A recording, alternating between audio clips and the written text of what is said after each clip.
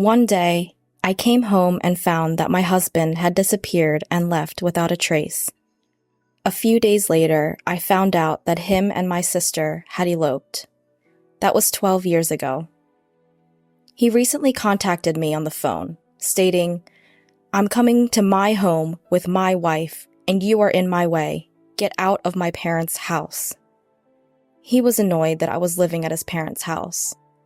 It's been 12 years since they eloped, and I guess he intends to take my sister as his wife now that things have cooled down. But they don't know. They don't know how drastically the family, including myself, have changed since then. My name is Melanie Miller, and I am 27 years old. I studied and majored in web design and started to work in a web production company. That's where I met my husband, Shane. Shane works in the sales department for the company and is friendly by nature. His charm swept me in, and we got married shortly after a year of dating. Once I was a part of the family, we decided to live together in his parents' home. By then, I quit my job at the web production company and started work as a freelance web designer. I decided to work from home so that I could keep up with my household and support my husband's lifestyle. At first, I had some trouble finding work, so my income wasn't stable. Now, however, I have no trouble finding work and maintaining a stable income. I could work at my own pace and put my family first. I could spend quality time with my husband and his family during the mornings, evenings, and even before bedtime. I was so satisfied with life. However, I noticed that my husband started to change his friendly attitude, little by little. It all started when I started to make twice the amount of money compared to what I was making 2 months prior at my old job. I was ecstatic to have reached and surpassed my salary that entire day. I couldn't wait to tell my husband when he came home from work. He's going to be so happy for me, I thought to myself. As soon as I knew he was home, I ran up to the front door with a huge grin on my face. "Shane, guess what? My income last month was twice the amount that I would have made at my last job." "What? Are you serious? Your last job had great benefits and pay, right?" "Yeah, but I've been wanting more. I finally did it." Yep. "That's it? What? You want me to throw you a party?" My husband was being unusually sarcastic and negative. I didn't know where the attitude was coming from, so I asked, "Shane, are you mad at me for something? Did I do something wrong? I genuinely thought that you'd be happy for me." "Why would I be happy? It's not like my salary went up." "Well, yeah, but can't you just be happy for your wife?" "Really? I'm not like you. I'm just not a naturally happy person." "Shane?" After that fight, my husband became more distant and indifferent day by day. Our daily conversations decreased until eventually it was only me that greeted him good morning and good night first. Even though we were only a year into marriage, we were far from happily married. My in-laws, whom we lived with, started to notice the tension and they began to worry, but they never said anything. 2 months went by and the relationship was still the same. We ate our meals together, but sat in silence. He'd switch the channel when I was in the middle of watching something and would eat all of the food in the house that I'd buy without asking for permission. Whenever I tried to confront him, he'd argue with me, so I just kept it to myself. Then finally, one day, I was cleaning the house, and my mother-in-law came up to me looking anxious. "Melanie, how are you? Are you okay?" "What do you mean, am I okay?" "Well, when you and Shane first got married, you both used to go out and enjoy spending time together. But lately, it seems like you don't do much of that anymore. And you don't even talk, and..." "Yeah, but we've only been married for a year," I replied. But it was strange. I forced a smile back at her so that she knew not to worry, but she saw right through my smile. She looked at me with a straight face. "If you don't want to talk about it, I won't make you. But I worry about you, and lately I feel like you've been down." "Well, I'm not faking anything." "Well, your father notices it too. Him and I are just worried that you might be overwhelming yourself." "Oh, Mother." Honestly, it probably was my fault that my husband was uncomfortable with me earning more. But on the other hand, I also felt alone in my accomplishment. And in the moment, I was so happy that she finally acknowledged and noticed the pain I was in. It brought tears to my eyes. So I decided to tell her everything. After listening to what I had to say, she started to rub my back and responded, "I am so sorry on behalf of him. He is not man enough to sincerely be happy for you and your success." No, it's my fault. It was selfish of me to think that he would have genuinely been happy for me. But that's something you shouldn't have to worry about in a marriage, Melanie. And if you keep your feelings in about this, it will only make it worse. I don't think it could get any worse. Okay, so the two of you need to seriously talk about this. Can you do that? Yes, I can. Thank you for listening to me, Mom. She smiled back at me. Of course. And then she patted my head. My in-laws love me as if I were their own daughter. They saved me. With her advice in mind, I decided to have a proper conversation with my husband. That night, I stayed up waiting for my husband to come home. However, there was no sign of his return no matter how many hours went by. Normally, he'd be home by 10 at the latest, but it was already past 11 that night. "What's taking you so long?" ? I texted him, but he didn't reply. Maybe something's wrong. I attempted to call him, but the phone would only ring and he didn't pick up, so I kept anxiously waiting. About midnight, he finally came home. "Welcome home," I said, but he sighed loudly and looked at me annoyed. "What are you doing? Why are you up this late?" "Well, I wanted to have a serious conversation with you today." "About what?" he answered annoyingly.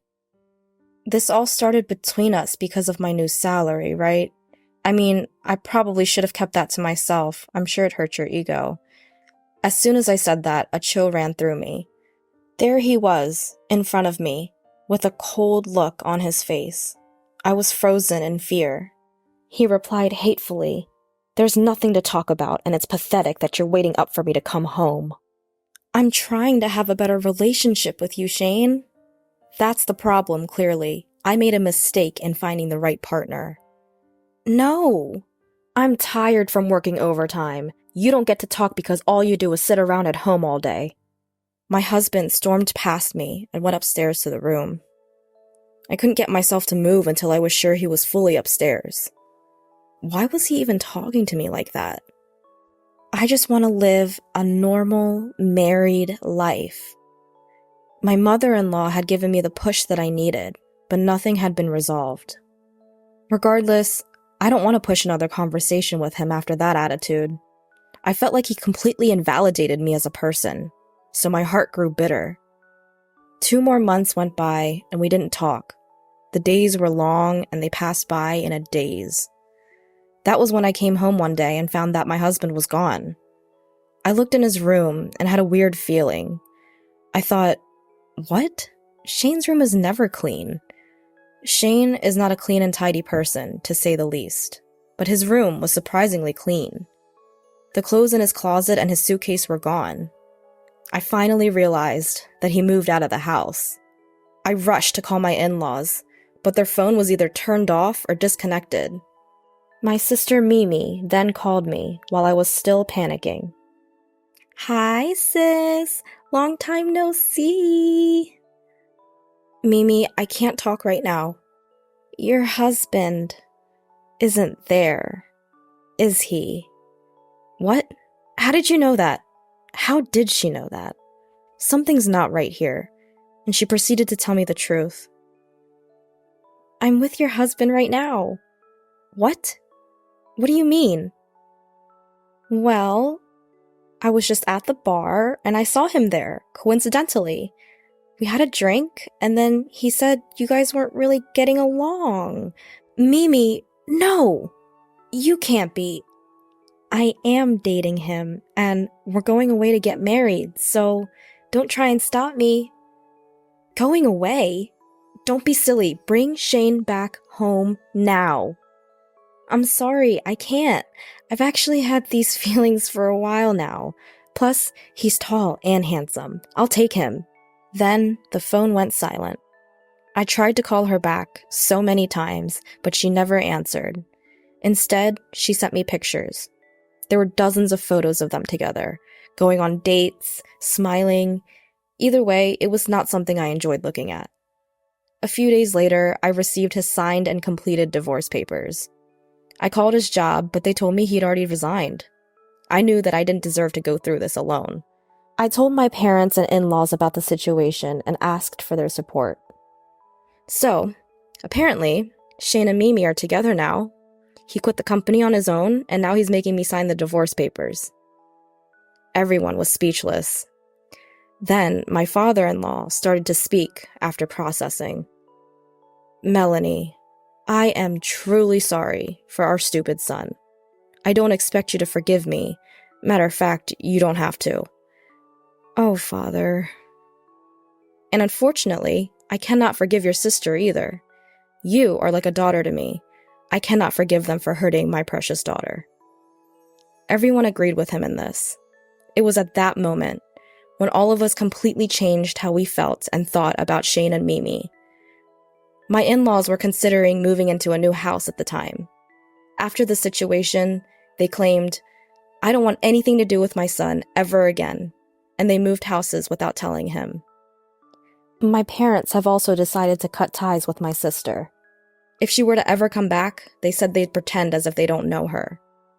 Someone whose moral compass is so far gone that they'd take their sister's husband is no daughter of ours. That was their reasoning. So then, I decided to take this opportunity to go back home to my parents. I demanded alimony from them in exchange for going through with the divorce. Which he responded, you get the alimony when I get my divorce. But I eventually received several million yen in alimony with a message that followed, divorce me. As soon as the divorce was finalized, I cut all ties with Shane and Mimi. It's been 12 years since the divorce, and a lot has happened since then.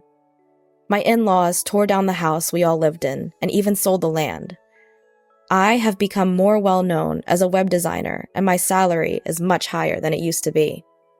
Because of this, I'm able to travel regularly with my parents and live a fulfilling life.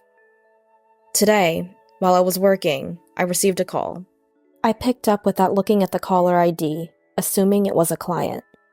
But it instantly brought back bad feelings. It's been a long time, Melanie. How have you been?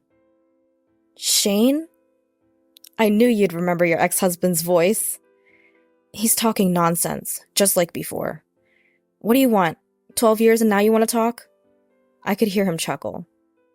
No, you're in my house. Get out within the next 10 minutes.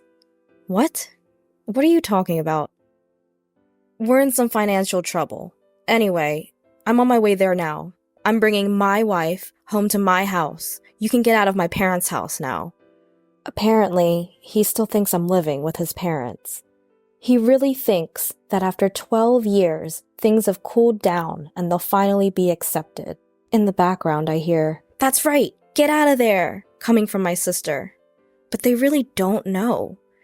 Do they really think that just because it's been 12 years, all is forgiven? The world is not that kind, and I will show them hell if I have to. But I took a deep breath and said, if you want to go home, go home. I'm not at your parents' house anymore. Oh, really? Did my dad kick you out? How dumb can you be? Your parents' house doesn't even exist anymore. Huh? What do you mean it doesn't exist anymore? Shane's voice started trembling with anxiety. At that exact moment, he pulled up to where the house used to be. He screamed, "What the hell?" And I could hear the anguish in his voice. I then continued, "As soon as you eloped, we decided to cut ties with you both. Your parents have moved out, and my parents completely disowned the woman you're with. There's nowhere for you to come back to." Are you kidding me? How is this even possible? Believe it or don't, be my guest. Your parents, my parents, and I don't consider you family. You aren't worthy enough since you both ruin people's lives. That's terrible. But family. And who ruined your family? Don't ever call me again. I won't let you people ruin my life any more than you already have. As soon as I said that, I hung up and blocked the number. This time, I severed the last connection. After their failed trip to his parents' home, they decided to try my parents. But my parents already disowned her. My sister is sobbing loudly, to which my parents responded, "Who are you?" and completely ignored them at the gate. Then, they both got down on their knees and started to plead. "Please, parents, please forgive us. We have nowhere to go, please." Shane was following along with Mimi. "I'm begging you as well. My parents' house is gone. We have nowhere to go. Shut up. We don't care. You're not family anymore." That's right. He even sprinkled salt on the front door. "No, please, wait. No, please, I'm begging you. My father-in-law." "You don't get to call me that. Get out of here." They were so persistent that my father ended up sprinkling salt on them, and my mother called the cops for trespassing. They have not been seen since. Last I heard, they were jobless, homeless, and asking their friends for money. But by the time they came back, word of them had spread around, and no one was willing to lend them anything. Anyway, it's unlikely that they could even survive in their hometown. They'd have to start scratch from somewhere else. But they brought that on themselves. They sowed their seeds, and they'll have to suffer for it. Me and my parents, of course, will never see them again. And they will live the rest of their lives full of regret.